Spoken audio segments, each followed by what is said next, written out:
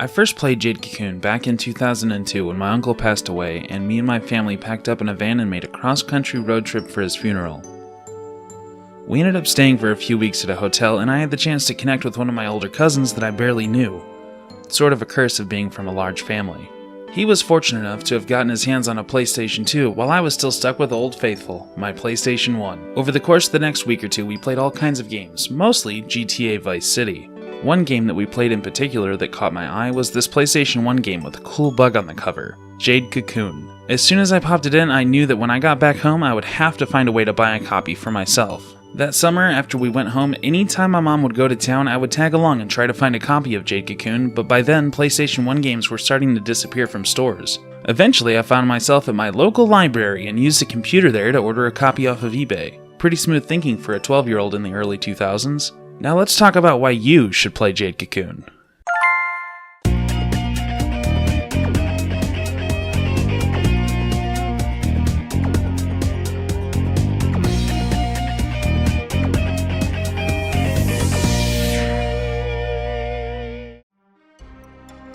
Jade Cocoon was released in North America on July 27, 1999. It was developed by Genki, a studio known for releasing games of many genres, but most notably known for its racing games.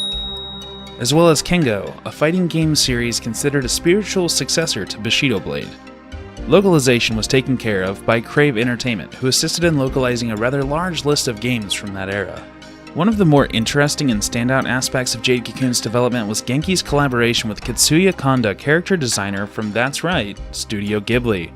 The art of Jade Cocoon is absolutely hands down top-notch. It really feels like you're playing a blockbuster AAA title, but in reality Jade Cocoon is one of many JRPGs that has been lost to time.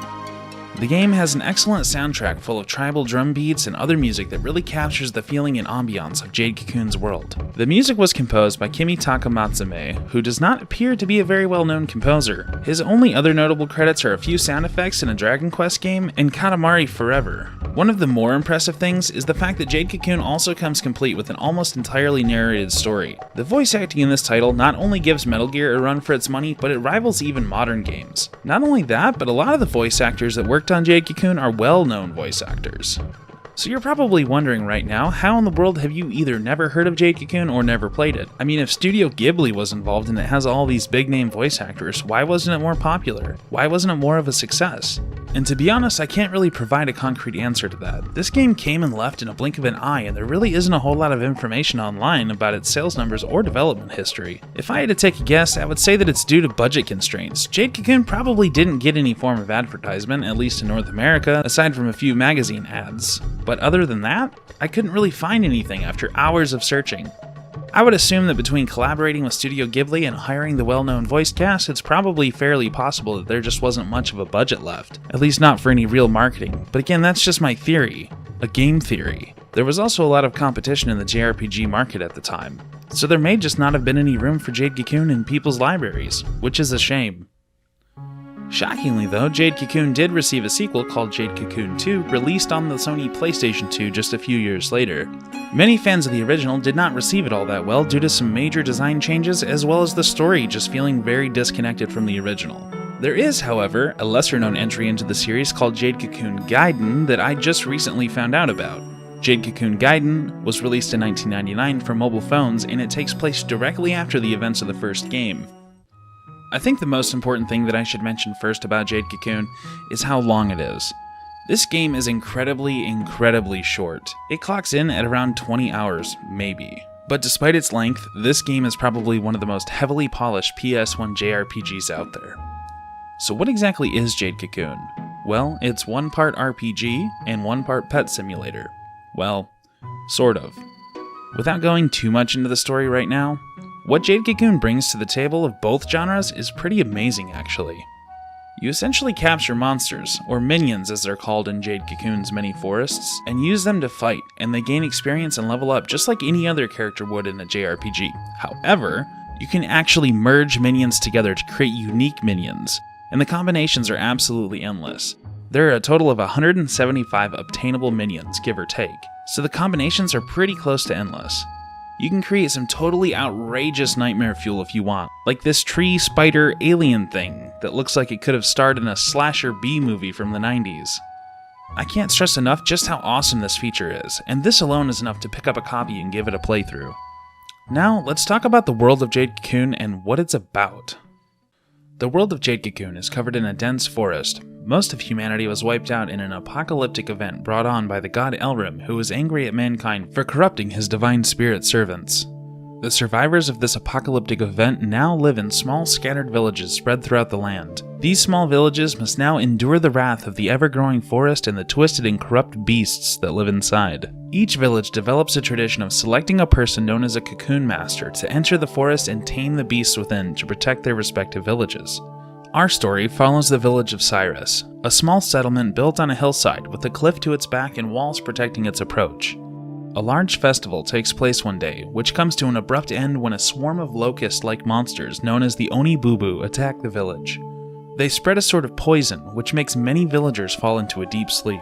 Later that night, the village elders meet and determine that now is the time to choose a new cocoon master. It is decided that the son of their previous cocoon master, Levant, has become old enough to follow in his father's footsteps, and they task him with venturing into the forest in search of the calabash herb, which is rumored to have the ability to wake people from deep slumbers. The next day, keeping with tradition, Levant would marry a Nagi maiden named Mabu, and he then embarks on his journey. Now, this is a very brief explanation of the story of Jade Cocoon. Ironically, despite its length, the story is actually extremely massive, and if you're a fan of this game or want to know more about the lore, please check out my Jade Cocoon lore recap video. Now, let's talk about game mechanics. There are a total of 7 different forests you're able to enter and explore, each of which contains different monsters, or minions as they're called in-game. Minions can be captured and taken to Cyrus for Mabu to either tame for you to use in combat, or spin them into silk which can be sold in shops, which is the only way to obtain in-game money to purchase things like new weapons and armor. When you first begin the game, you're by yourself, without any minions, and only armed with a dagger and a leather vest of some sort. The majority of combat in Jade Cocoon is done using minions you've captured and trained along the way. So Levant should mostly only be used to capture monsters or to use curative items, because should he fall in battle, you will be teleported all the way back to the beginning of the forest, which sounds brutal, but really it's not, because most JRPGs it would just result in a game over, reverting you back to your last save. The minions you encounter throughout the game change depending on which forest you're exploring, which is kind of funny because the beetle forest does not have any beetles, and the dragonfly forest does not have any dragonflies. The spider forest doesn't have any spiders, at least the first time you go there, but it does have dragonflies, unlike the dragonfly forest. But I digress. There are a total of 4 different elements: earth, air, fire, and water. Most minions you encounter have different elemental variants, which result in them having different names, as well as having a slightly different color. Minions come in all shapes and sizes, from dragonflies to salamanders, all the way to kickboxing goats and whatever the heck this guy is. One of the most fascinating parts of Jade Cocoon, like I mentioned earlier, is the fact that you can take 2 minions and merge them together to create nearly endless combinations. You can even merge 2 minions of different elements together, however, this is not a suggested strategy by most. Merging also allows you to transfer different or new abilities from one minion to another. As minions level up, they also begin to grow larger and become more mature, even if they're merged and no longer purebred, which really gives you a sense of attachment to the creature you've created and trained throughout the game's journey. At least in my case, it became harder and harder for me to find the strength to merge the petal chew I had used throughout the entire game, which really gives you a sense of attachment to the creature you've created and trained throughout the game's journey.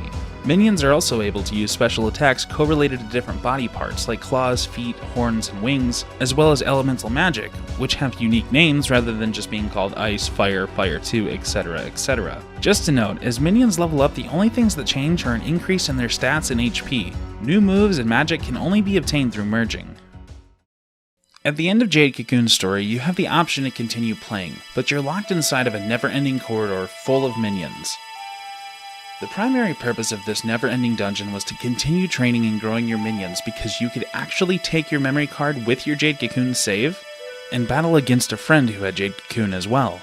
But unfortunately, most people that played this game never had the opportunity to do this due to Jade Cocoon's unfortunate lack of popularity. The fact that this feature was implemented and is so rare on games back in the day, again, tells me that Genki had some really huge plans for this game, and they really thought it was going to take off. Now back to the Eternal Corridor. There's still debate in the community today on whether or not this Eternal Corridor actually has an end or not. Hopefully, someday, somebody finds some truth to this.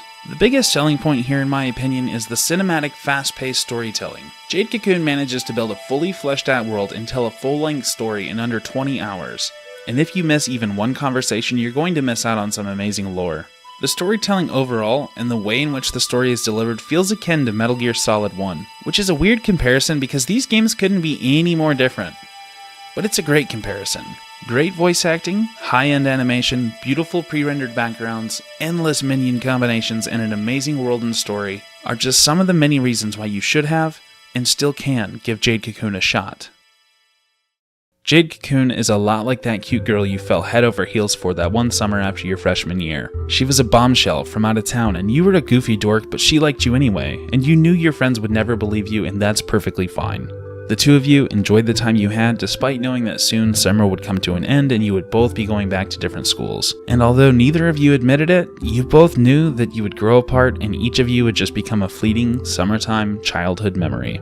Now I'll pass the mic to you guys. What was your first experience like with Jade Cocoon? What was going on in your personal life when you first experienced this game? What do you feel contributed to the lack of popularity and success of Jade Cocoon?